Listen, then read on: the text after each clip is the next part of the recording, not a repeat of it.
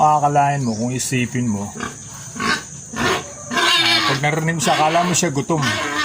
Akala mo hindi pa pinapakain. Pero yan mga brothers, halos mga 15 minutes pa lang yung nakakalipas na katatapos lang nilang kumain. Kung mapapansin nyo, si Siopaw yung sa kabila, nakatahimik lang. Pero itong si Siomay, siya ay iyak na iyak pa. Yan ay isang sinyalis na talagang naglalandi siya mga brothers. Actually, nung nakalipas kasing mga buwan, hindi nagtuloy yung kanyang yung kanyang pagbubuntis. Dahil nga kahit na AI siya, so hindi siya nag-reheat pero akala mo buntis pero hindi siya nagtuloy. Kasi nga ang nangyari po mga brothers nung before pa nang iwalay ko sa kanya yung kanyang mga piglets, medyo nahulog yung katawan nitong ating alaga na si Siomay. So nung nahulog siya, pinarecover natin pero ang nangyari, hindi pa ganun katatag yung katawan niya para magtuloy kagad yung kanyang paglandi. Pero naglandi siya mga brothers. Ang nangyari, yung pinaiyain natin, hindi siya nagtuloy. Tapos ang pagtataka mo, hindi siya nagtuloy pero hindi siya nag-hit. So lumipas pa yung mga simula nun, lumipas pa yung 2 buwan hanggang kulang 3 buwan. Pinaganda natin ang gusto yung kanyang katawan kasi talagang laglag yung katawan niya kasi nga medyo mahaba yung panahon na nakasama sa kanya yung kanyang mga anak dahil hindi nga po ako prepared dun sa ating paglilipatan. Tapos inabutan pa tayo ng baha. So medyo napabayaan natin yung ating inahin. At ayan, itong magtatapos na ito na November, halos ngayon siya nag-hihit na. At yan yung sinyalis na bukod dun sa madalas siyang naiihi, na wiwiwi, yan yung pagiging balisa rin niya, yan ay isang simptomas din na naghihit yung ating alaga. So saglit lang mga brothers, lalapitan natin para makita natin yung kanyang bahagi. At ang kanyang gawi ay yan, tayo, higa, tapos balisang balis yan, napakalikot ng kanyang katawan diyan sa loob ng kanyang pen. So mapapansin mo,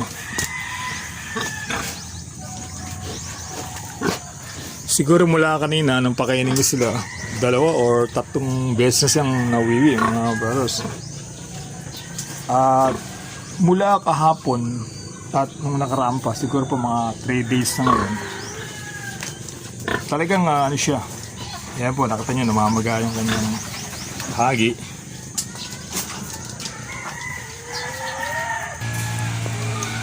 Nilinis ko mga brothers saglit yung kanyang dumumi kasi si Siomay. Kumpara ngayon, kung titingnan natin yung kanyang bahagi, kahit na siya po ay namumula, bukod dun sa meron siyang discharge at maga pa rin siya, mas malaki yan kahapon.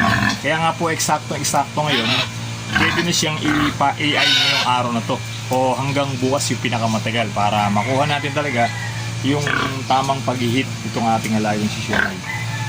So importante sa ating mga alaga kapag kakalain mga breeders, yun nga, isang naging lesson sa atin yung mga ganun sa akin na hindi maganda talaga kapag matagal natin iwawala yung ating mga piglets. So naaapektuhan talaga yung ating mga breeders.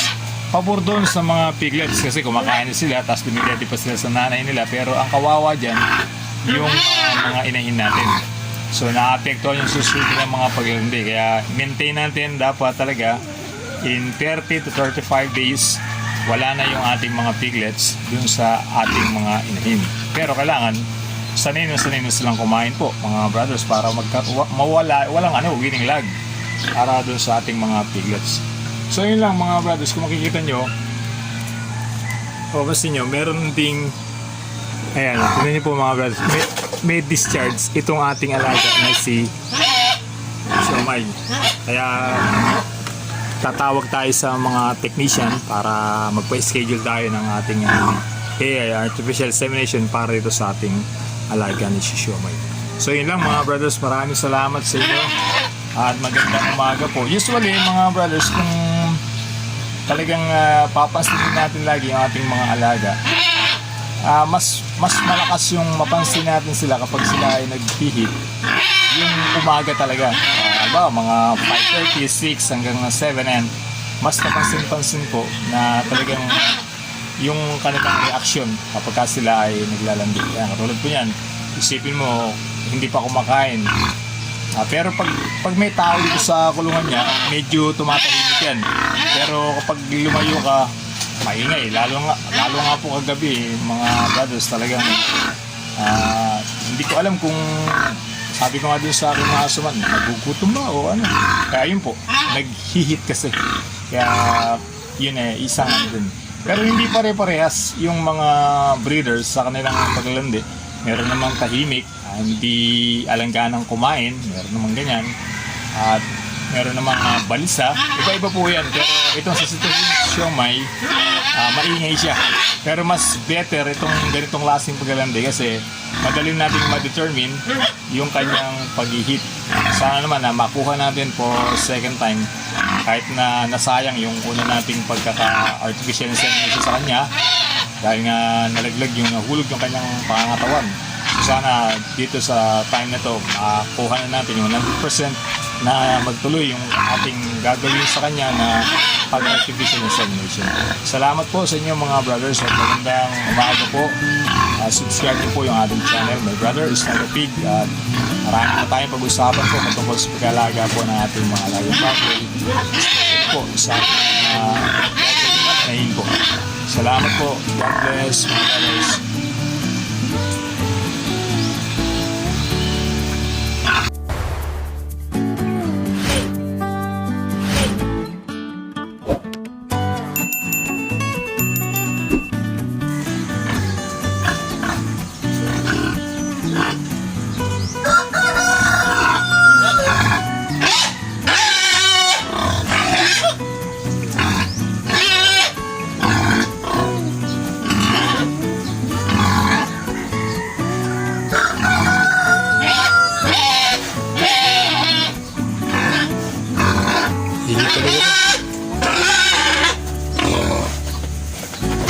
Kakain mo yun. Kakain mo yun.